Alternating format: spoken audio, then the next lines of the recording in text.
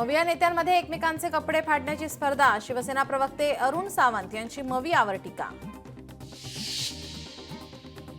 माजी मंत्री गुलाबराव देवकर यांचा राष्ट्रवादी पक्ष प्रवेशाचा मार्ग मोकळा, उपमुख्यमंत्री अजित पवार यांच्याशी देवगिरी बंगल्यावर खलबत।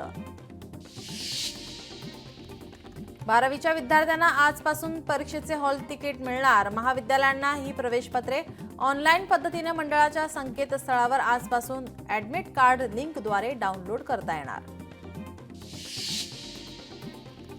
एआय तंत्रज्ञानामुळे येत्या 3 वर्षात बँकांमधील 2 लाख नोकऱ्या धोक्यात, ब्लूमबर्ग इंटेलिजन्सच्या अहवालातून बाब समोर, बँकांमधील किमान 3% नोकऱ्या कमी होणार। नागपूरमध्ये एचएमपीव्ही आजारावर नियंत्रणासाठी कृती दलाची स्थापना, अधिष्ठात्यांच्या अध्यक्षतेखाली कृती दलाची स्थापना, आरोग्य विभागाकडून तातडीच्या मार्गदर्शक सूचना जारी। पुण्यातील 487 गृहप्रकल्पांना स्थगिती, महारेराचा गृहप्रकल्पांना दणका, विकासकांची बँक खातीही गोठवण्यात आली। यवतमाळात आरसीएमसीची ऑनलाईन प्रणाली 15 दिवसांपासून बंद, यामुळे शिधापत्रिकांचे सर्व कामकाज ठप्प। पुण्यासाठी स्वतंत्र विमानतळ गरजेचं, मुख्यमंत्री देवेंद्र फडणवीसांचं वक्तव्य, पुरंदर विमानतळासाठी तातडीने भूसंपादन करण्याचे मुख्यमंत्र्यांचे निर्देश। राधाकृष्ण विखे पाटलांनी घेतली अमित शहांची भेट, मंत्रिमंडळात संधी दिल्याबद्दल विखे पाटलांनी शहांचे मानले आभार। मराठवाड्याचे पाणी कापण्याचा कुटील अहवाल स्वीकारू नका, मराठवाडा जलसमृद्धी प्रतिष्ठानच्या वतीनं मुख्यमंत्र्यांकडे मागणी। पालघर जिल्ह्यात महाराष्ट्र नवनिर्माण सेनेला मोठा धक्का, मनसेच्या पदाधिकाऱ्यांसह कार्यकर्त्यांचा शिवसेनेत प्रवेश, अविनाश जाधव यांच्यावर नाराजी व्यक्त, उपमुख्यमंत्री एकनाथ शिंदे यांच्या उपस्थितीत पक्षप्रवेश।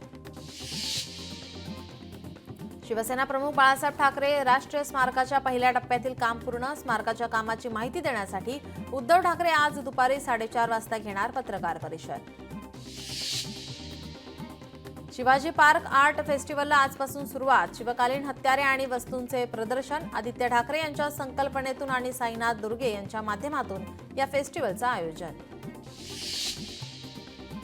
मंत्री नितीन गडकरी यांनी अपघात पीडितांसाठी केली कॅशलेस ट्रीटमेंट योजनेची घोषणा, सरकार रस्ते अपघातातील पीडितांसाठी 7 दिवसांच्या उपचारांसाठी 1.5 लाख रुपयांपर्यंतचा खर्च करणार। पंढरपुरात विठ्ठल रुक्मिणीला 6 लाखांचे दागिने अर्पण, पुत्रदा एकादशीच्या निमित्ताने सुमित मोरगे यांच्याकडून विठ्ठल रुक्मिणी चरणी दागिने अर्पण। मंत्री अदिती तटकरे यांनी घेतली रोह्यातील पीडित मुलीच्या कुटुंबियांची भेट, रोह्यात अल्पवयीन मुलीवर लैंगिक अत्याचार झाल्यामुळे घेतली भेट। भारताच्या हवाई दलासाठी निर्माण होणाऱ्या विमानाच्या क्षमतेवर वायुदल प्रमुखांचा वार, वायुदल प्रमुख AP सिंग यांचं गंभीर वक्तव्य। बदलापूरच्या किशोर पाटलांची आंतरराष्ट्रीय खो खो पंच म्हणून निवड, ठाणे जिल्ह्यातून निवड झालेले एकमेव पंच। उल्हासनगरच्या शासकीय निरीक्षण गृहातून 8 मुलींनी काढला पळ, 7 मुलींना शोधण्यात पोलिसांना यश, एका तरुणीचा अद्यापही शोध लागलेला नाही।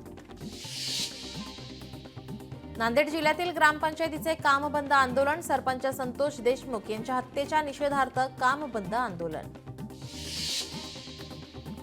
नागपूरच्या काही भागात पाणीपुरवठा बंद राहणार, देखभाल दुरुस्तीच्या कामांसाठी पाणीपुरवठा बंद, उद्या संध्याकाळी 4 वाजेपर्यंत पाणीपुरवठा बंद राहणार।